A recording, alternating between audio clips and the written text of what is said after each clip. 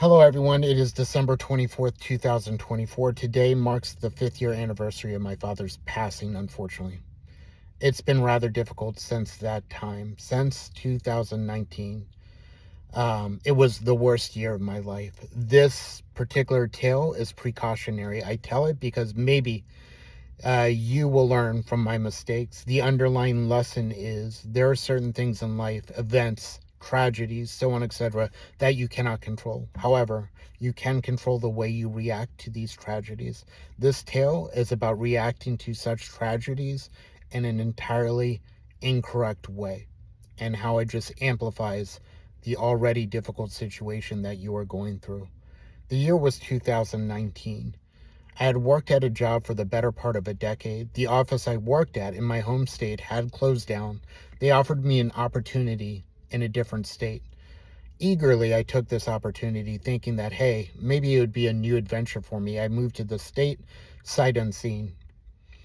The state, weather-wise, wasn't very favorable. It was cloudy, cold, and rainy almost every day, it seemed like. The geography was certainly different. The culture was different as well. Very blue collar. I met some of my best friends I will ever have for the rest of my life during this time in my life. As a matter of fact, I miss it tremendously. They were fantastic people. I had some good times. I had some great times as well, but I was away from everything familiar and I wasn't adjusting appropriately or properly.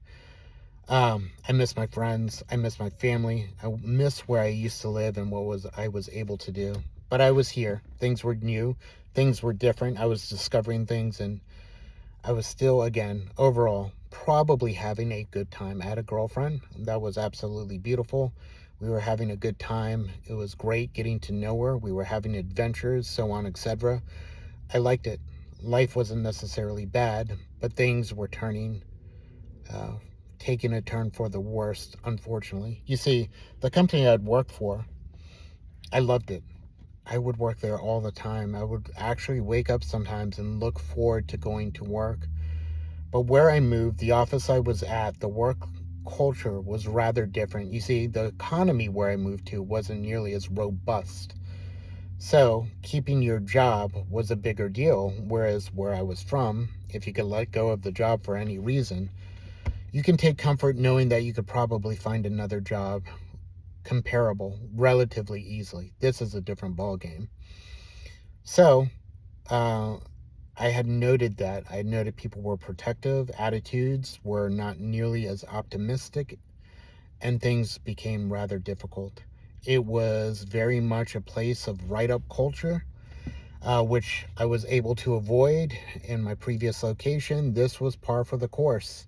People would get fired left and right, and it was very Game of Thrones-esque. I didn't like it. I thought it was toxic. And overall, even though I was trying to make things better, and I did meet a couple good people at my workplace, they didn't work in the same department I did, unfortunately, and it still remained toxic, and I really, really, really didn't like it. I grew to detest the place I was at. I grew to detest that company completely, totally, and utterly, which was something I never thought I would do. Anyway, that was happening.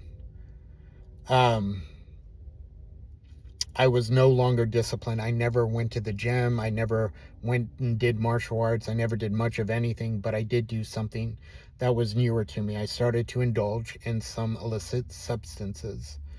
It fit in with the culture of where I was at. You see, we would go to work, we would go to happy hour, we would have our fun, and we would call it a night. Rinse, wash, and repeat. And if you are having fun doing one thing, why not bring some more things into this time of fun? But of course, that is not sustainable. It wears away on your body and your mind.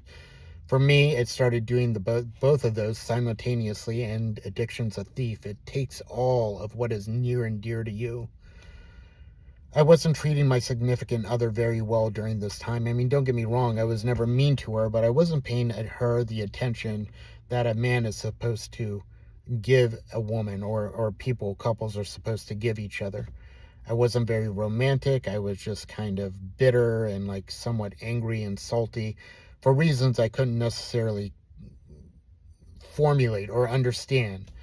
I just wasn't happy with my spot in my life, and the only thing that would give me or give me any solace was indulging in these bad habits, these substances.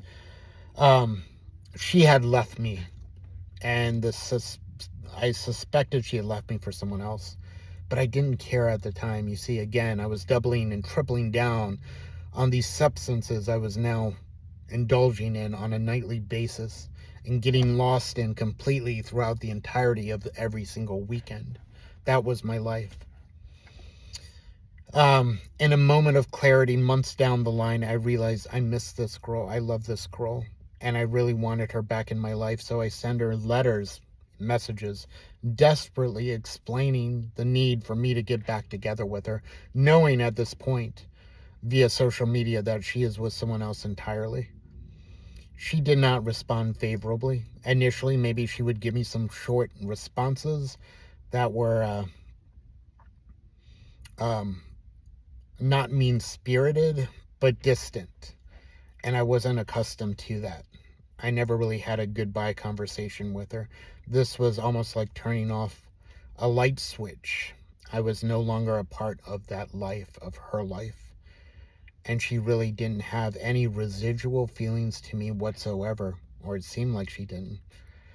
And that hurt.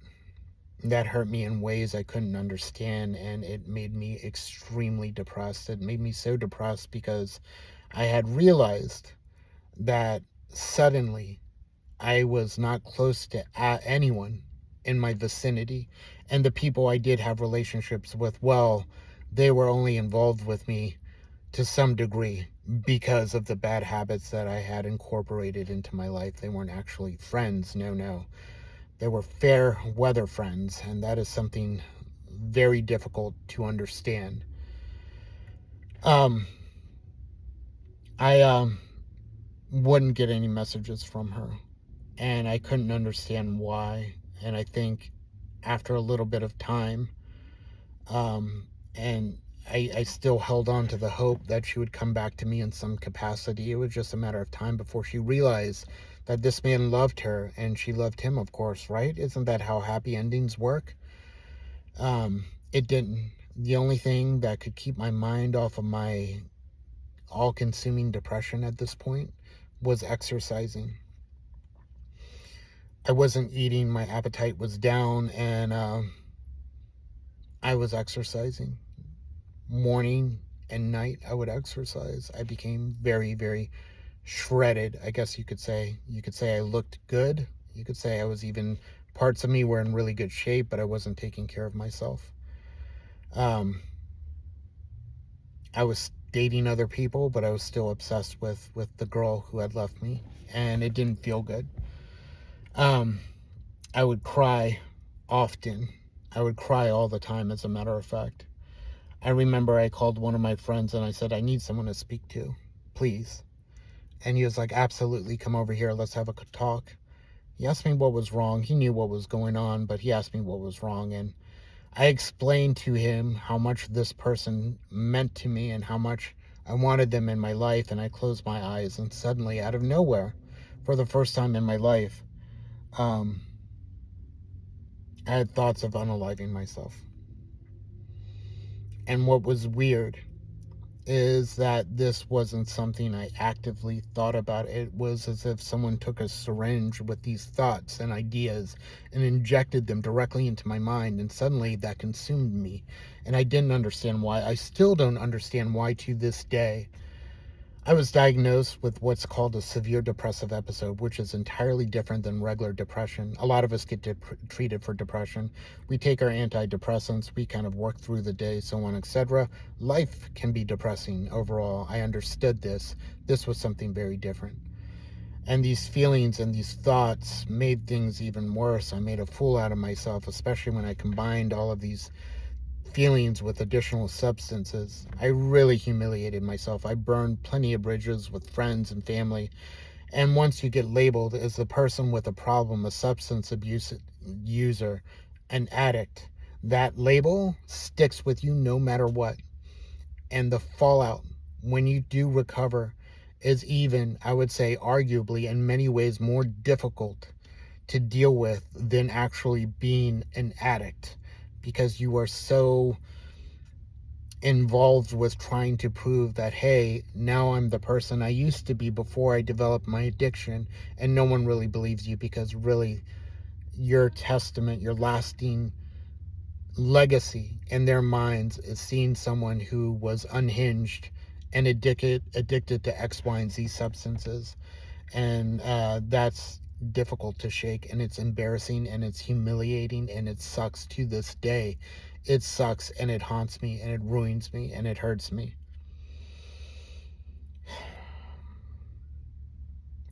It was around this time, a few months later, after I was going through this, um, I had found out that my father had cancer, and he was terminally ill. And this made things that much more difficult. I had a substance abuse issue. I detested my job. My father was dying, and I was heartbroken beyond measure. And again, I just made more and more bad choices, revolving around my choice to continue to utilize substances and surround myself with people who maybe didn't have my best interests at heart. Um, I had been jumped. I had lost a lot of my money. Um, I was hanging around very dangerous people for a while. Very, very dangerous people. And I guess you could say, in some ways, I was dangerous as well. Um, and then what I'm most disappointed in is myself. These things, these tragedies were happening in my life. And if you see someone going through this and you're close to them or acquainted with them, your heart can go out to them. I'm sorry your father's passing away. I'm sorry you're heartbroken. I'm sorry your job is a seemingly toxic place. And people did do that for me. A lot of my friends, family members, so on, etc., would reach out to me and express this. After a short period of time, while I certainly did appreciate it, and you could argue that this saved my life to some degree, you almost become this covert narcissist, seeking out that additional attention, um, just because it brings your pain to the forefront. It gets you that attention. It gets you that notification that someone understands where you're coming from. But again, this is not sustainable either, especially when you have addiction issues. So that ends, and that ends unfavorably as well. People get so sick of you being, you know, seeing somebody who's constantly reliant on them, and they're not making any effort whatsoever to improve themselves on any level at all. Um, so that's what happened to me. I humiliated myself around my friends. Without making a longer story that much longer, the girl I really loved humiliated me a couple times. I don't think it was necessary. I question why they did it, and it hurt me, not because of like particular events that they or things that they did. It's just you question if they ever cared about you at all, because in my mind, the things that were done, I wouldn't even really do to. I would really have to dislike that person massively in order to do that. And I wonder if that's still what she feels toward me, and maybe she never felt anything toward me at all. And that is like heartbreaking. Um, my dad got more sick, but I was such an addict at this point. I didn't really spend time with him, because that meant driving back to my state of origin. That meant being away from some of the substances that I was almost reliant on at this point. That meant stepping away from the attention that I was receiving. Um, that meant focusing on him. Part of me just was hoping he would get better somehow. Um, but I saw him fade away, and he passed on Christmas Eve. And that was toward the end of the year. And that more or less kind of concluded what would be the worst year of my life. Now, there's a fallout portion of this as well. I still remained in love with my girlfriend. I still had substance abuse issues, and I didn't even think too much of my dad passing away. And in retrospect, that seems like such a horrible thing to feel, but it was the truth. I mean, I even remember at times I'd get resentful over my father. Um, my dad was the nicest dad you could ever ask for. He was so extremely nice. And when he passed away, there was still an over. I've never really seen someone mourned so personally by so many people. Now, there may be funerals with more people at them, but these are people that I know that still constantly mourn his death because he meant that much to them. That's how important he was. That's how impactful he was. By the same token, he loved me no matter what, as a lot of parents do. But we didn't have a relationship, one in which that it was a-okay for us to express how we were feeling. We didn't like play ball with each other that much. We didn't do much of anything. We just kind of kept everything like close to the vest. We didn't have that kind of dynamic, one in which that you could freely express love and concern and hopes and despairs. Um, not to make this, not to, I love my mom as well, but my mom was very domineering. And anytime you would talk about difficulty, she would point that out as something to be very ashamed of as a man and as a person, and would ridicule you and humiliate you as well. And it is because of that, I would say, was the primary reason me and my dad didn't bond in a lot of ways that fathers and sons could bond. I never looked to my dad for, uh, uh, for information. Like I never looked to him for words of wisdom. I never did. We never had those conversations. I never looked for his advice whatsoever, because even the act of me asking for that is an argument within the household that I lived in. Um, and it could be a very like demeaning argument too. And none of those ugly words would come from my dad, they would come from my mom.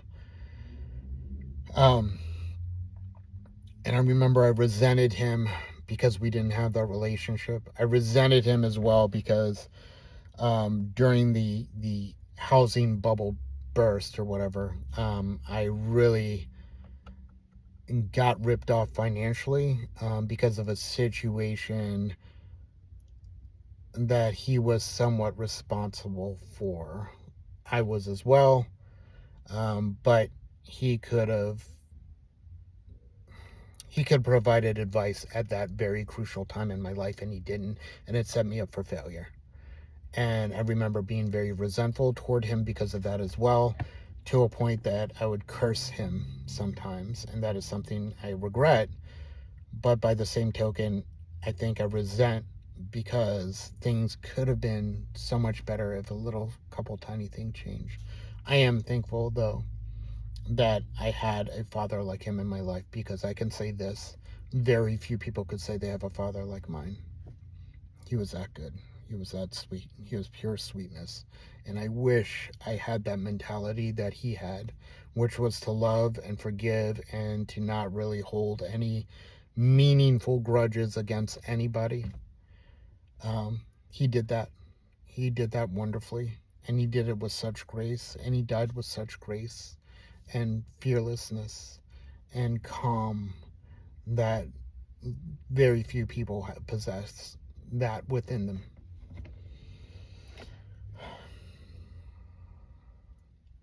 My dad's funeral happened. I didn't shed a tear, um, even though so many people were. It was a day of sadness. It was a day that I remembered him, but man, oh man, I was so disappointed in myself. I couldn't grieve at all like a normal person. And sometimes when I would get back involved into the substances I was utilizing, it would invoke a emotional response in which I cried, and maybe a part of my dad's passing became some of those tears. But overall, again, I was crying because I wasn't getting what I wanted in life. I was crying because I got dumped and I couldn't get her back. I was crying because My work was difficult. I was crying just to cry and get attention toward myself.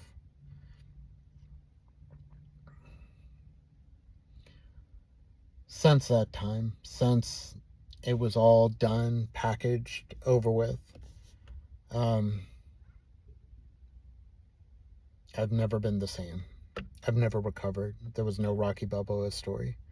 There was no happy ending involving me. Um, I struggled because I kept up with the bad things I was doing. I lost my job. I lost my condominium. I lost a lot of friends. I lost a lot of money. I lost a lot of self-respect. And I've had moments where things have gone well for me in this 5-year span. But overall, it's been on a downward trend. And now, today, I'm realizing a couple things. I'm realizing again that my dad's gone. I'll never hear him again. I mean, I hope there is a hereafter. Believe me, I do. Um, but not having him in my life, I realize that I haven't really improved much at all since 5 years ago. I realize that I'm in a spot right now that things are very difficult. Things are not looking good. And I'm at an age where I'm trying to invest in myself physically, mentally, so on, etc., trying to build a better version of myself, but I'm falling apart. I'm going to the gym often, but my body's not really coming together well. Um, my last job that I had ended unfavorably once again, 2 times in a row. That's happened to me. Um, Part of me wants to get lost in substances again. Um, Part of me feels so pessimistic about my future in that it's not going to be able to sustain itself in any way that involves anything less than the basic, like, surviving, not thriving. And when I say surviving, I mean like just barely making it. um the projection horrifies me of what my life may become. I may be that homeless madman with not a dollar to his name. At the end of the day, I may become the person that's so entirely depressed that he didn't really get to live a life at all.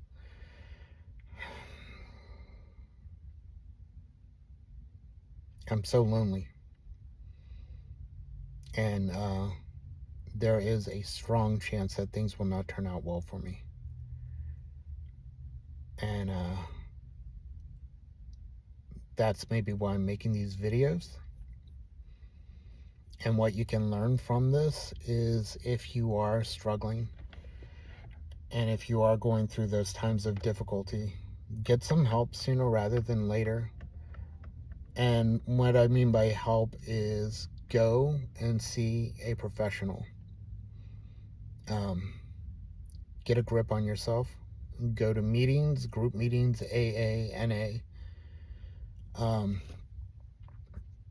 Maybe your friends and family, maybe you have to let them know. Maybe you're comfortable enough to tell them what's on your mind.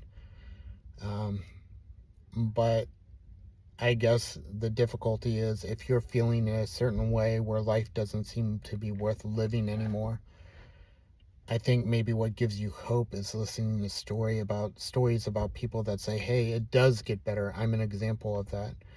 I'm an example of the opposite, where it didn't get better. It didn't get better. So what would be the point if you're feeling a certain particular kind of way, and you see someone who went through something that's difficult that maybe you're going through, and you see that they didn't get better, and you're like, am I going to have to live X amount of years feeling horrible? I can't answer that question.